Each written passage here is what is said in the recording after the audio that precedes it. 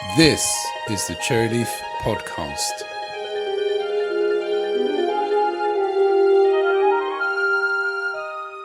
Hello, we're going to be trying some different things with the podcast, and we are planning a series on leadership and implementing change.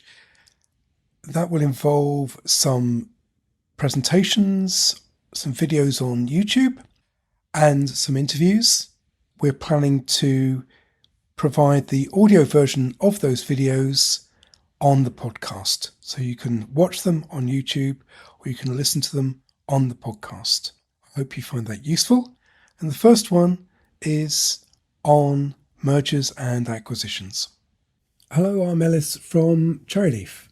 I'd like you to imagine a scene. It's the front page of the Financial Times and the Wall Street Journal.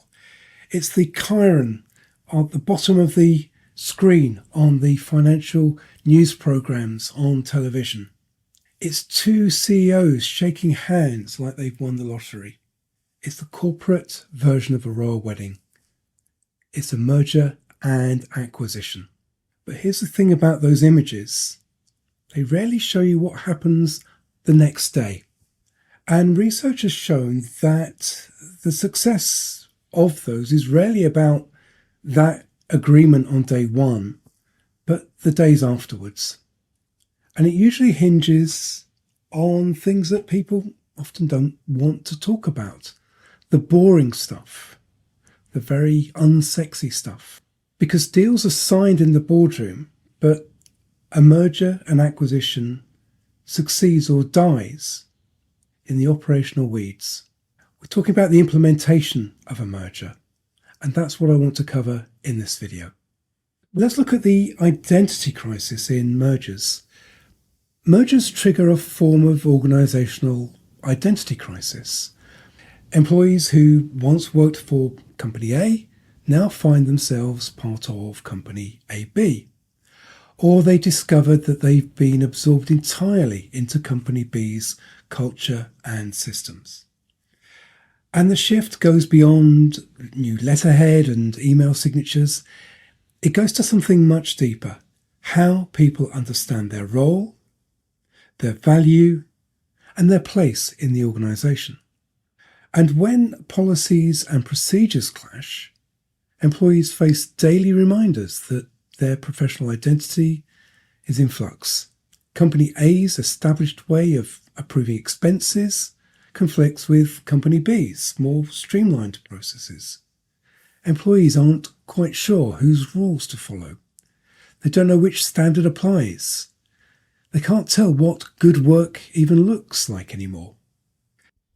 Another problem is when senior staff don't know how things work.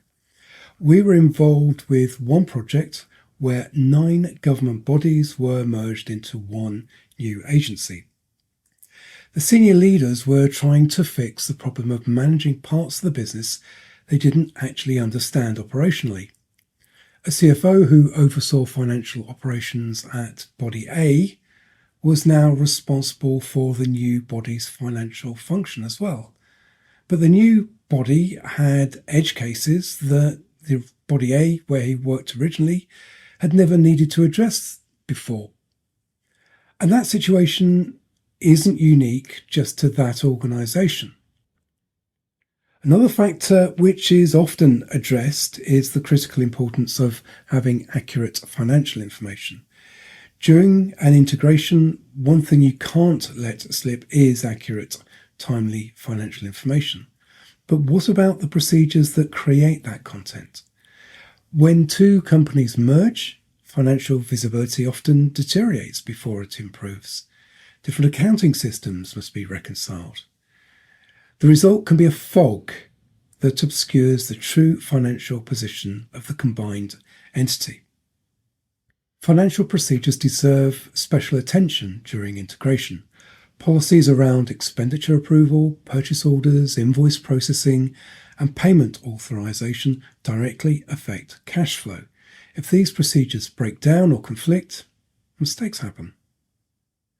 That can be duplicate payments, discounts are missed, suppliers aren't paid on time. damage to critical relationships. Another factor is understanding and managing integrated risk. Now, this will partly have been covered by due diligence by the legal team in checking all the contracts and obligations that the companies have. Alongside the legal risks, senior leaders must actively work to understand all the other risks the merged organisation might face. The challenge is that risk knowledge often sits deep in the organisation, with the compliance manager who understands data protection requirements, with the operations director who knows which supplier is actually a single point of failure. This knowledge needs to surface quickly after a merger. And policies and procedures are fundamental to risk management. They're how organisations ensure consistent behaviour and maintain control. When these procedures are unclear, contradictory, or unknown during integration, risk management falls apart. People make decisions without proper authority. Controls are bypassed. No one quite knows who's responsible for what. So let's look at building the integration blueprint. An effective merger and acquisition integration blueprint must address policies and procedures with the same rigour applied to financial and legal matters. This requires a systematic, staged approach that brings order to what otherwise can feel like chaos. Step 1. Create a record of existing policies and procedures on both sides, the two companies. Before any integration decisions can be made, you need to know what you're working with. That sounds obvious, yet many organisations rush into merging without fully understanding what policies and procedures exist across both entities. Many organisations discover during this inventory process that they have more procedures than they realised, or that documented procedures don't match actual practice, or that critical processes have no formal documentation at all. Creating a comprehensive inventory is foundational work. It provides visibility into the operational landscape and prevents critical procedures from being accidentally overlooked or dismantled. The inventory can be a spreadsheet. You can develop apps to track and manage the different documents.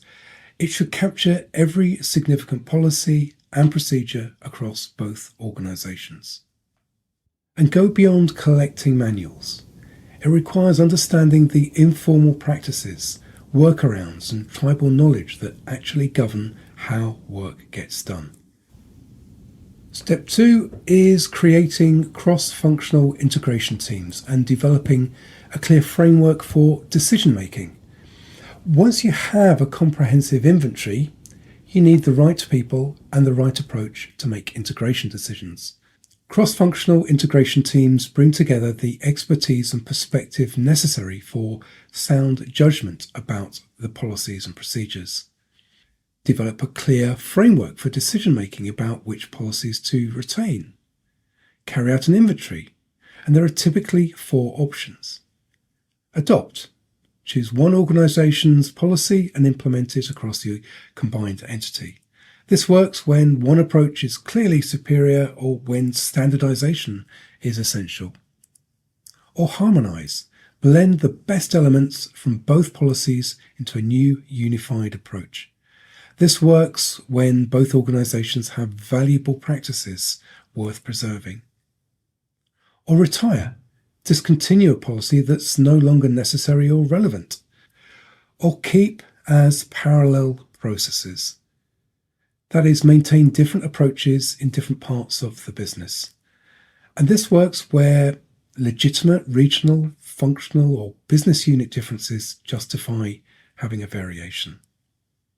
Step 3 is assess the consequences of changing a policy.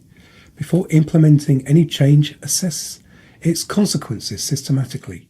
Changes to policies and procedures create ripple effects throughout the organisation. Understanding these effects before you act prevents unintended damage.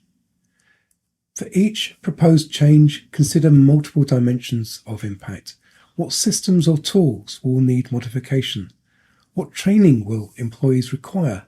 How will customers be affected? What compliance or regulatory implications exist? What's the financial cost of implementation? And consider the human consequences. Step 4 is prioritise the work and make the changes. Not all policies and procedures need immediate attention. Some can wait. Some need urgent harmonisation. Others might be left separate indefinitely. Prioritisation ensures you focus effort where it matters most. Step 5 is communicate the change and provide training.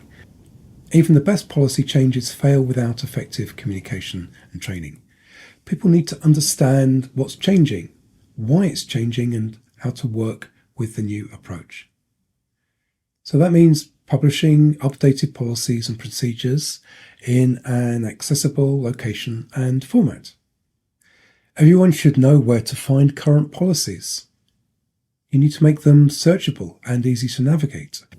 And you need to have policies and procedures that are clear to understand and are actionable, that people can follow them. And the last step, step 6, is measure, review, and iterate. Integration isn't finished when new policies and procedures are published.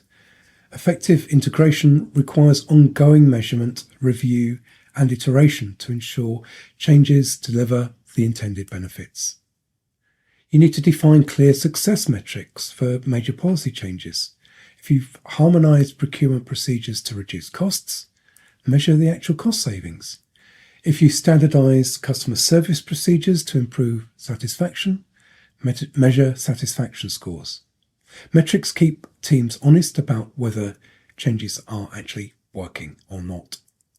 You're learning how the combined organisation actually functions as you learn, adapt, and document your lessons learnt systematically. What worked well in integrating procurement procedures? What went wrong with IT security harmonisation? These lessons inform later integration efforts and help other teams avoid repeating mistakes. And remember, real integration takes years, not months. Resist the urge to declare victory after 90 days. Some policies need time to bed in before their true impact becomes clear. Patient, sustained attention yields better results than rushing to completion. And Cherryleaf can help. Our expert policies and procedures writers help organisations create customised documentation that provides staff with a reliable framework to follow. And this reduces ambiguity about responsibilities and expectations, and it leads to more confidence and control over day-to-day operations. It frees up your time, where we focus on writing the content. With clearly written policies and procedures as a guide, employees gain the freedom to carry out tasks efficiently.